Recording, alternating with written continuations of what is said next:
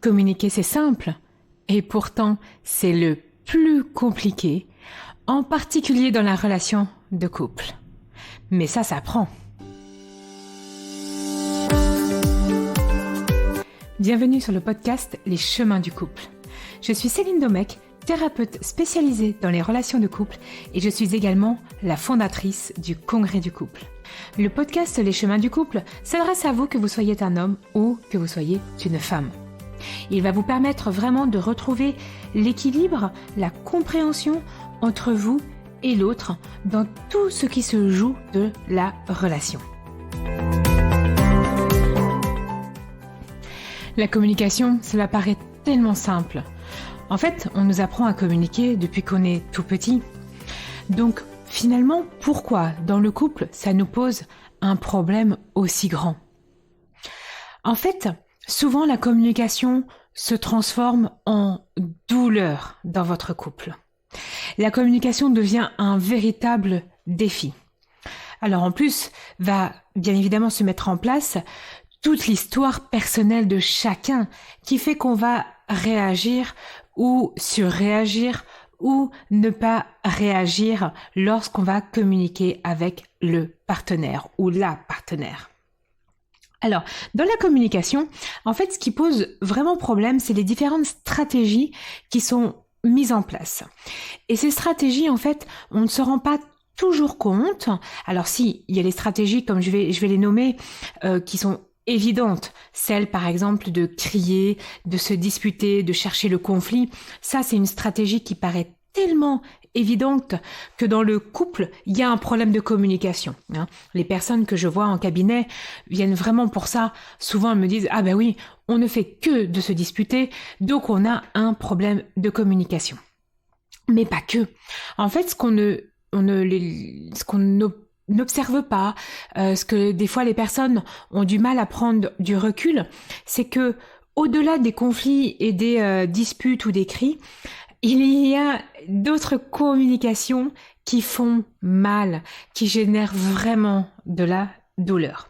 Donc, je vais vous proposer d'aller en éclaircir 4, en fait, et voyez un petit peu où est-ce que vous en êtes par rapport à ces 4 stratégies de communication qui vont poser problème et est-ce que ça va vraiment réveiller chez vous des difficultés dans votre couple. Alors, la première, comme je le disais, c'est souvent les conflits, les disputes, les cris. Mais donc, quand je dis les conflits, c'est bien les conflits qui dégénèrent. C'est pas le conflit, comme je vais le voir après, où chacun s'enferme dans sa bulle. Non, c'est le conflit vraiment avec des disputes et des cris. En fait, c'est vraiment une stratégie de communication. Et souvent, ce qu'il y a derrière, notamment derrière le cri, c'est qu'on ne se sent pas entendu. Vous ne vous sentez pas entendu. Et donc, on va chercher à chaque fois à crier plus fort, à crier plus longtemps, à avoir le dernier mot. Mais derrière, vraiment, le seul besoin qu'il y a, donc si c'est vous qui avez tendance à crier, et je vais vous expliquer que vous pouvez aussi prendre du recul par rapport à votre partenaire, et donc si c'est votre partenaire qui a tendance à crier, allez comprendre que derrière ça, il y a un besoin d'être entendu, mais que l'un et l'autre, vous n'avez pas la bonne stratégie pour être entendu. Alors, souvent, ce sont des stratégies qui sont mises en place depuis tout petit, où, comme je vous l'expliquais, on nous apprend à communiquer très petit, depuis qu'on est bébé avec nos parents, et soit on va faire la même chose aussi, soit on fait totalement l'inverse. Ça dépend un petit peu du style d'éducation que nous avons eu. Et la communication, on va utiliser quasi la même. Donc c'est vrai que moi, des fois, quand je suis dans des phases où je crie, puisque je suis quand même une maman qui crie aussi, quand je ne me sens pas entendue, vraiment, ça fait partie de mon histoire, et je vois que j'ai mon plus jeune qui, aujourd'hui, quand j'enregistre l'épisode, a 2 ans et demi, waouh, quand ses frères ne l'écoutent pas, il crie, quoi. Et on voit vraiment avec le recul, on voit bien, il a juste envie d'être entendu. Et alors, du coup, quand on observe ça avec les enfants, moi j'adore faire ce travail-là avec mes enfants, je regarde mon partenaire et je me dis, waouh, comment je fonctionne dans mon couple? Comment je fonctionne? Quel exemple je mets? Et puis alors la troisième étape, c'est waouh, dans quoi j'ai été éduquée, dans quel environnement j'ai été éduquée. Et je vous invite à observer ça. C'est pas le plus confortable, mais c'est celui qui permet de prendre le plus de recul par rapport à pourquoi on crie, pourquoi on va chercher la dispute et le conflit, hein, mais à travers vraiment cette communication axée sur le son.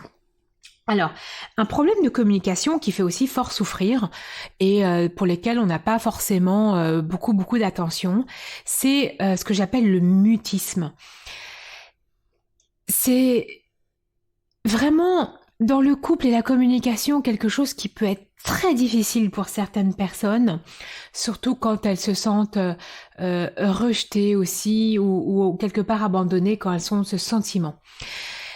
Et en fait, c'est très très fréquent et on ne s'aperçoit pas qu'en fait on est dans un problème de communication quand le partenaire ou soi-même, on s'enferme et on ne dit plus rien. C'est un vrai problème de communication. Alors, je fais bien la distinction entre s'apaiser, arrêter pour pas nourrir le conflit, hein, et vraiment être dans le mutisme, c'est-à-dire non, je me ferme, je ne dis plus rien, alors que j'ai envie de partager des choses, je m'enferme pour tout simplement parce que j'arrive plus à communiquer. Ça, c'est une autre stratégie et c'est quelque chose qui fait mal, qui fait vraiment mal et pour lequel il faut que vous puissiez aussi observer si vous ou votre partenaire, vous êtes dans cette dynamique. Troisième stratégie où la communication est empreinte de douleur, c'est tout ce qui concerne les communications qui ne sont liées qu'autour du quotidien et rien d'autre. Et quand je parle autour du quotidien, c'est tiens, est-ce que tu as fait ci? Est-ce que tu as été faire les courses? Est-ce que tu as passé une bonne journée au travail? Mais cette communication qui est juste là, comme j'ai envie de dire, fade. Hein. On va pas aller chercher une émotion, on va pas aller chercher du partage. Oui, ça va. Et toi? Oui, ça va. Voilà. Vous voyez cette communication-là, je pense que ça peut parler à certains d'entre vous. Les enfants, il faut faire ci, il faut leur faire les devoirs. Et regardez même hein, si cette communication va aussi être la même si vous êtes parent avec les enfants.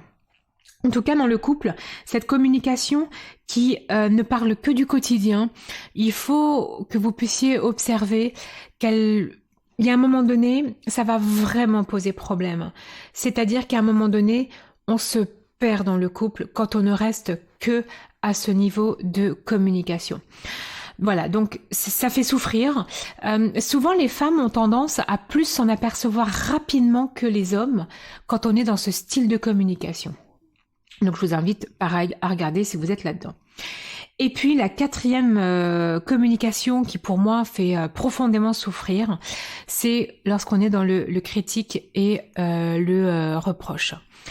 Alors, la critique et le reproche, en fait, c'est une sorte de communication. Donc, il y a des fois, quand je reçois les personnes en cabinet, je dis « Waouh, au moins ça parle ». C'est même, j'ai envie de dire, hein, il y a quelque chose à faire quand on n'est pas dans le mutisme ou quand on n'est pas juste dans le quotidien. C'est-à-dire qu'il y a, derrière cette communication empreinte de critique et de reproche, il y a une volonté que ça bouge. Alors, clairement, cette communication est hyper maladroite. Mais il y a une communication parce qu'elle parle des besoins de la personne. De nouveau, ça parle vraiment très maladroitement de nos besoins. C'est mal exprimé, mais au moins, il y a quelque chose derrière. Une communication sereine et harmonieuse avec votre partenaire, c'est vraiment possible. Je vous invite à vous rendre sur la page celinedomec.info/communication-couple pour découvrir toutes les étapes pour trouver ou retrouver des échanges harmonieux, calmes et sereins dans votre couple. Toutes les informations se trouvent également sur mon site internet celinedomec.com. Moi-même, j'ai vraiment cru pendant très longtemps, comme je vous le partageais, que crier était la réponse. Le seul mode de fonctionnement que j'avais, c'était celui-ci. Alors, bien évidemment, j'ai essayé aussi d'autres stratégies. Celle où j'étais vraiment très très forte, c'est le ne plus rien dire. Donc, comme on peut dire en langage vraiment des enfants, bouder. Ah, ça bouder, qu'est-ce que j'ai connu. Et en fait, je me suis vraiment aperçue que ça ne fonctionne pas. Alors, je m'en suis aperçue déjà dans le travail que j'ai fait personnellement. Et puis, à un moment donné, vu que mes relations de couple n'ont pas forcément fonctionné, je suis allée voir au-delà de tout ça. Et en cabinet, c'est vraiment ce que je constate lorsque j'accompagne les hommes, les femmes, c'est que il y a une vraie difficulté à trouver la bonne stratégie de communication. Alors, c'est vrai que si on s'intéresse un petit peu au développement personnel, on va trouver de chouettes ressources comme la communication non violente, la communication non verbale. On va trouver vraiment des bonnes stratégies. Mais des fois, en fait, il faut revenir juste à la base. Et à la base, c'est déjà vraiment de se parler. Alors, ce qui est évident, et aussi où j'ai envie de vous faire prendre encore un petit peu de recul, c'est que on ne vous a pas appris à communiquer en couple. C'est-à-dire que lorsque vous avez grandi, en fonction de votre environnement familial, donc soit vous aviez des parents, et c'est ça qu'il faut observer, c'est quels étaient les modèles. Est-ce que mes parents communiquaient ou pas? Est-ce que mes parents, l'un ou l'autre, se mettaient dans le mutisme ou pas? Est-ce que l'un criait? Qu'est-ce qui se passait? Et puis après, donc ça c'est le modèle du couple parental. Et puis après, ce qui est toujours intéressant, c'est d'aller voir comment on fonctionnait avec moi quand j'étais enfant. Donc quand j'écoutais pas, est-ce qu'on criait ou pas? Est-ce qu'on ne disait rien? Est-ce qu'on partageait avec moi comment ça se passait un petit peu le soir après l'école? Donc c'est tout ça qui a forcément façonné aussi votre communication dans votre couple aujourd'hui. Donc, vous avez bien vu que vous avez eu des modèles, donc quelque part vous avez appris. Si aujourd'hui cet apprentissage ne correspond pas à la vie de couple que vous désirez, il faut tout simplement réapprendre. Et c'est ça la bonne nouvelle, c'est que réapprendre c'est ok en fait. Ça va se faire pas après pas, étape après étape, mais ça va se faire. Et là, c'est là où moi j'adore et je retrouve la magie des personnes que j'accompagne, c'est quand elles s'aperçoivent que waouh, oui, en fait, ça peut être simple. Ça veut pas dire que c'est confortable, ça veut pas dire que il va pas falloir que j'apprenne de moi ou sur moi, mais c'est possible. Dès la fin de cet épisode, ce que je vais pouvoir vous proposer, c'est que vous allez mettre en place quelques petites stratégies. Déjà, comme vous l'avez compris, je vais vous inviter vraiment à comprendre votre style de communication actuel dans votre couple actuel si vous êtes en couple ou dans vos différents couples. N'hésitez pas à scanner, comme je dis, à faire le long parcours de vos relations. Juste avec le recul aujourd'hui, en constatant, tiens, je communiquais comme ça, ou quels étaient mes modes de communication et de fonctionnement. Et puis, tout simplement, réapprenez à parler en jeu au lieu du tu. Quelque chose, c'est une recette miracle, mais elle est vraiment miraculeuse et en fait, on l'oublie très, très facilement. Et la troisième chose que vous allez pouvoir faire, c'est réapprendre à vous parler tous les jours. Voilà.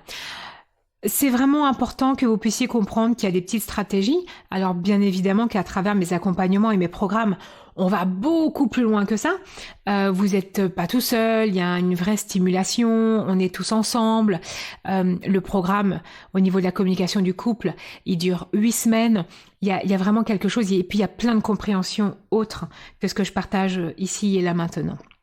En tout cas, commencez déjà par ça, et puis sinon, rejoignez-moi. Je pense qu'il ne faut pas hésiter à un moment donné à se faire accompagner par moi, par quelqu'un d'autre. Mais en tout cas, vous avez toutes les clés pour améliorer votre relation de couple grâce à la communication.